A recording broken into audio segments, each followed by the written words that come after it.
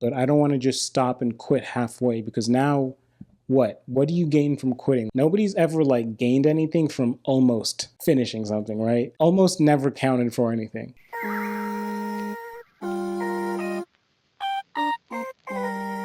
Oh God. I have this little guy right here. I don't know how to make him look normal standing, so okay, that's good morning, or in this case, good night, because it's Christmas night. It's 11. Welcome to Dummy Codes, where we talk about failing. We talk about more failing, my failing. We do some programming sometimes. Need to do more of that today, because it's New Year's. I know it's New Year's time coming. I know a lot of people are very, very motivated. It's that sweet spot at the end of the year, each year, where everyone is so motivated to make the new selves come true. They're so motivated for January 1st to hit so they can start doing all the things they've been waiting to do all year for some reason. Now, here's the reason why there's something wrong with that. There should be no reason why you should be waiting all year. You could start now. You could start after you watch this video, after you click a like button. You could start after you subscribe. Point is, you could start whenever. Besides all the selfish reasons I just stated, you could start whenever. One thing I want to take into account is the more programming and coding becomes, more widely known and commonly understood by people, more people obviously going to want to be programmers, right? There are so many resources out there that make people want to be programmers, and I think that's always a great thing. A lot of coders don't. A lot of quote-unquote professional, a lot of experienced programmers think it's a horrible thing to have so many new programmers who don't go through the general route of going through college and all that stuff, and I think that's stupid. I think when you have more access to knowledge, a lot of amazing things could happen, and I'm always going to push that. Anyways, that's a whole side thing. I wanted to talk about one very important thing that I feel like I have accidentally skipped over, because I know a lot of you guys are self-taught programmers, and all of you guys can be in college right now, and a lot of you guys might be iffy about programming. And the thing I want to talk about the most is, why do programmers quit? Now, as you guys know, and I like to remind you all, I don't talk about something unless I've been through it, and I've been through it. I've been through the whole quitting thing, and I've been through the whole restarting thing, and I think when I quit programming the first time around, I wasted years of my life. Not wasted, because everything is a learning lesson, even though it's so many years of failure.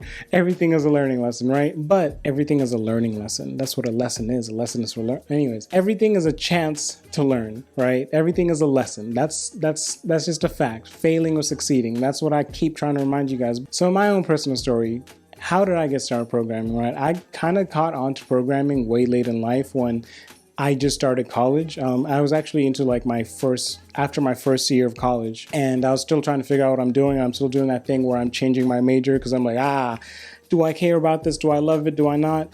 And I wanted to be rich like anyone else does, right? And I wanted to, figure out the fastest way to get there like anyone else on the planet would want, right? And obviously, my first option was to be a rapper, but I don't do that well.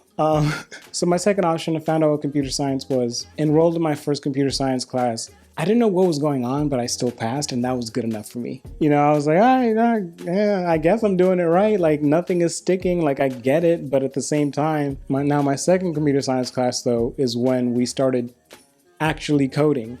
And it wasn't just pseudocode anymore. If you guys don't know what pseudocode is, it's not an actual programming language. It's just like you kind of write down what your plan is and you kind of visualize it, right?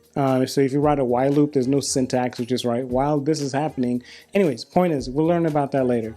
So I did that, somehow passed that class. That class frustrated me. I always felt lost. I always felt frustrated. I always felt like everyone else was smarter than me, which I found out with programming, it's very easy to get frustrated at yourself when you see other people getting things. When you see other people running their code and it works, and you look at your code, I'm like, I don't know why this isn't working, right? That brings me to my first point, imposter syndrome. The number one reason that I feel like people would generally quit is imposter syndrome. Now, here are two reasons. So when I talk about programming to my friends and all that, they think two things, right?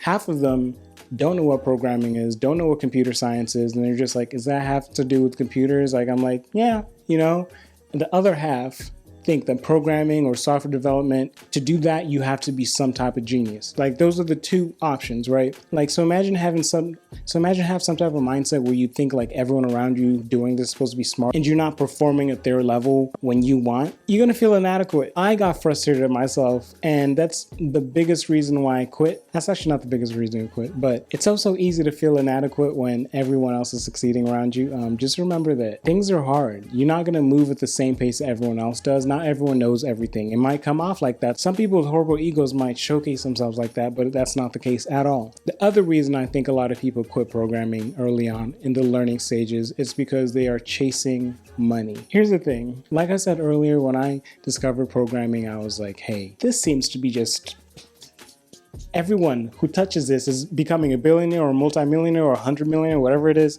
Everyone who's in this industry seems to be well off or very comfortable, and that's where I want to be. And while I was trying to learn how to code, I definitely had money in mind. And don't get me wrong, money is a great motivator. Even till this day, money is a great motivator for me, because obviously, what do I always complain about on this channel? I always complain about being broke.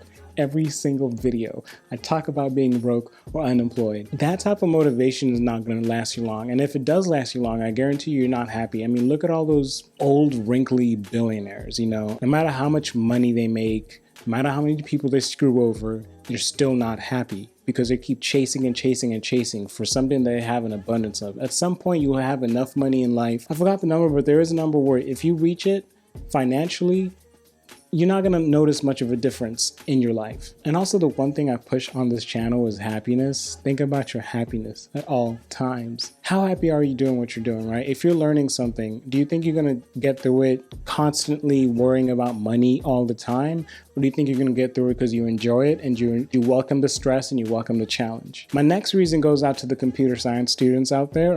Doing it because you're told to. A lot of people come from families who they tell them, hey, be a lawyer, be a doctor, be some type of engineer, computer science, anything in the, you know, anything that has to do with science and math, do it, right? And a lot of people feel obligated to. So a lot of people just look at computer science like, hey, I'll do that. They might not even have an interest and might not even care about coding or creating things or thinking about how their apps or what they create is going to impact the world. They might not even care about that. They're just like, this is what I'm used to doing. You know, I'm being guided in this path. I'm going to go ahead and do it. And honestly, I don't know how long that lasts for people, because I come from a family where they just support me whatever I do. I'm like this with my life decisions, but they always support me. They know that my focus is trying to be happy, and I'm lucky for that. But a lot of people don't. A lot of parents out there might not even care about what makes their kid happy, because they just care about the money and their child's success in like financially, or they care about what their friends think about their child and how they raise their child. So it's ridiculous. My last and most important reason why people quit programming is just pure frustration of picking up a new skill. When I met experienced programmers, just people who got some type of coding done early on. Like when I was in my high school, I had no knowledge of any type of program or computer science. I was like, I don't know what that was. You know, some people come from middle schools who introduce them to computer science and programming, right? Some people come, I don't know about elementary school, but some people come from families who, like, maybe their dad or their mom is a software developer and they got taught that and they found an interest in that, and they stuck with it, right? There's some people might have just been bored at an early age and just kind of evolved and learned it at their own pace, right?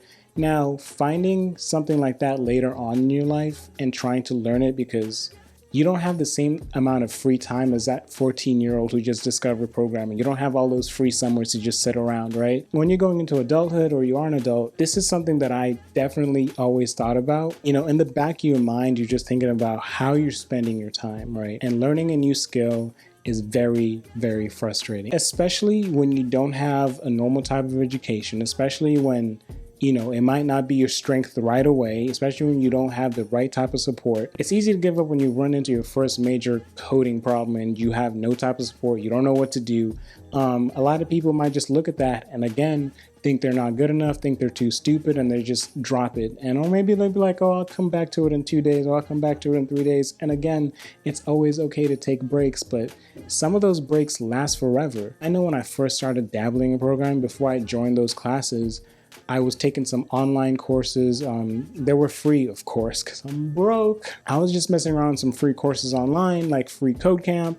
And anytime I got stuck, I'd step away from it. I'm like, oh, I gotta get back to it. And it would take me either a day, 2 days, or a week, and then sometimes months, and then maybe I just won't touch it. And then by then, I forgot everything I just learned from, my little stint of programming, and I gotta relearn that again. And I come to that same roadblock, and maybe I pass and maybe I don't. But at the same time, it's a time and value type situation. Like, how much do you value your time? I value my time greatly, and when I was younger, I didn't really put an emphasis on how much I value my time, right? So if I'm trying to learn a new skill these days, I want to take my time with it, obviously, but I don't want to just stop and quit halfway, because now what do you gain from quitting? Nobody's ever gained anything from almost finishing something, right? Almost never counted for anything. That's just a fact of life. So quitting halfway doing something, you're not going to gain anything out of it. So you might as well